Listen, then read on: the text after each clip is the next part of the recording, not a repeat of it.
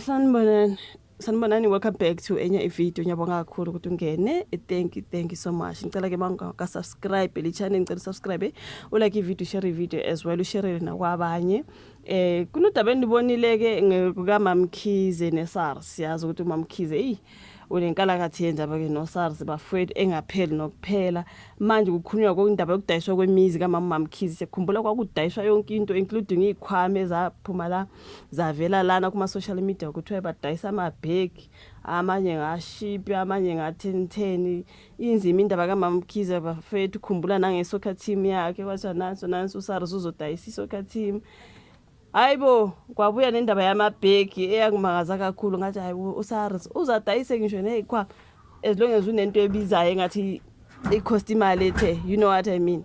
That's what is happening ngoMamkhize noSARS bafethu. Manje ngathi sebelanda ke manje imizi yakhe lesinokuyibona la ka social media. Yazi imizi kaMamkhize le emihle. So kunodaba la ngibona belibhalile ephepheni isolezwe bethi bona indaba nje sekudayisweni laphana kwemizi kaMamkhize impi yakhe noSARS. Hayi shame, bakhuluma ngoMamkhize ongisomabhizinisi waseThekwini bafethu. Kuthulwa ngayo yonke indlela ukuvimba kabe South African Revenue Services okuthiwa yiSARS ukuthi badayise imizi yakhe. Hayi ilo Mamkhize angeke phela mfethu hayi Mamkhize just fight. I think imove nje ngiyabona udaba lwakho kukhulunywa ukuthi umyeni wakhe ubaba uSibumpisane is taking Mamkhize to court. Hayi ngeke bafethu like is just a whole lot ngoMamkhize. Uyephumula nini nkosami kodwa umama wabantu angazi naye why engakhokheli uSARS isikhathi sesekhona. Guys, khokhelana uSARS ngoba hey aziyabuya. So lokuthola lokhu kuza ke njengoba kulindele ukuthi ke kulalelwe isicelo esiphuthumayo esabe SARS njengoba kuMamkhize ehlulekile ukukhokha intela ebalela ku40 million rand. Kusho ukuthi imali leyo ngu40 million Mamkhize akakayikhokhi yonke bafethu. So uSARS is trying by all means.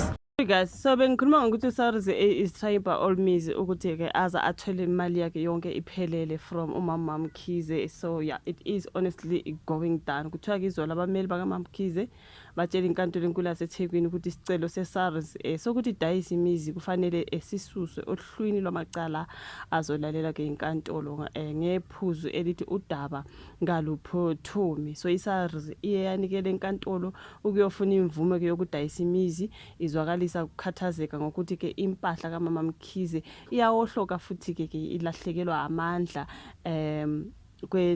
ngokwentengo. So nawe uyaveza ukuthi ke eminye yemizi ngaphansi ke kweso likamgcini mafa oqokiwe ayinakekelwa futhi ke inemali yentela engakhokhiwe elokhu inyuka njalo. So akuzange ke ucacisa ukuthi ikuphi nendawo leyo mizi.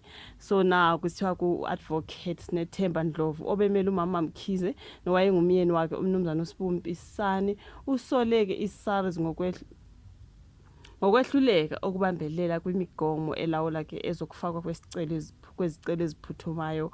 U-advocate Ndlovu kuthiwa kuye waveza ukuthi ke udaba oluphuthumayo lulalelwa ezinyangeni ezintathu kulandela ukufakwa kwamaphepha. Waqhubeka ngokuthi wathi lesi sicelo kwakufanele ke sifakwe masinyane nje, manje sekuphela unyaka nezinyanga ezintathu uma ngikhumbula kahle. Kusho yena ke egcizelela ke ukuthi ke udaba alusaphuthumi.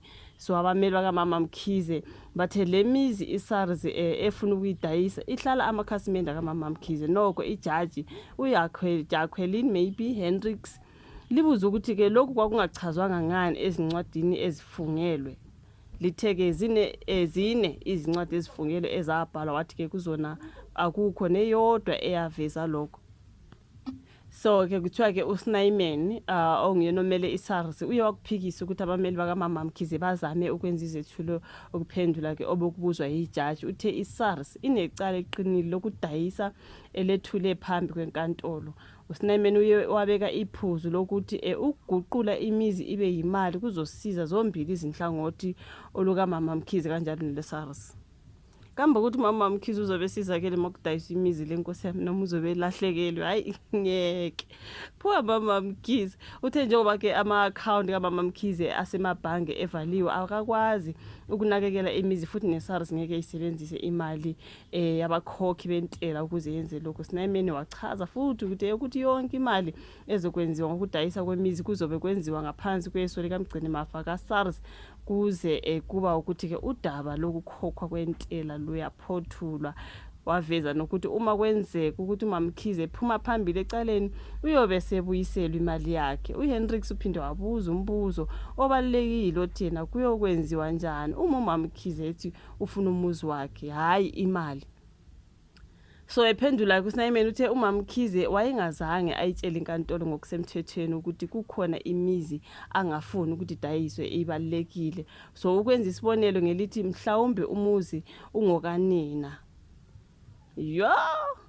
So khona advocate Correct ke kwadutshulwa ngo-2024 abakhuluma ngaye lana ngesikhathi kunophenyo ke lokukhokhwa kwentela yendodana kaMamkhize Andile Mpisane. Naye ubekhona enkantolo esizana ke noSnyman. Hayi kusithayisa inkantolo kisasigodlile ke isinqumo sayo ke ngalolu daba lona daba lika Mamkhize neSARS bafowethu ngathi mina ngazi liyophela nini kodwa ke hayibo hayi kuningi nje. Cabanga nje sebedayise lokho abakudayisile ngapha yimizi ngapha uyosalelwa yini Mamkhize ngathi kuyaphela ngaye nje kwaze kwanzima. Mina ngazi wayengayikhokhi ngani engamkhokheli ngani uSARS Mamkhize guys isikhathi sisekhona ngoba manje ngathi they are coming for each and everything that she's got. Cabanga nje masukudayiswe nemizi abazange bathi umuzi la kukhulunywa ngemizi. So Mamkhize ashe mangazi ngizozama ukuthi ngiqhubeke ngilulandelele ngibone ukuthi kugcina kuhambe kanjani ngodaba loka Mamkhize nemizi yakhe yadayisa uSARS noma akwenzima. Isivola ka comment section ngalolu daba ku like usubscribe ushare ungakhohlwa ukuyifaka le notification bell yakho on yasiza njalo mangidahlela ama video and then you get notified. Ngiyabonga kakhulu guys asibuye sihlangane ku video elandelayo. Bye.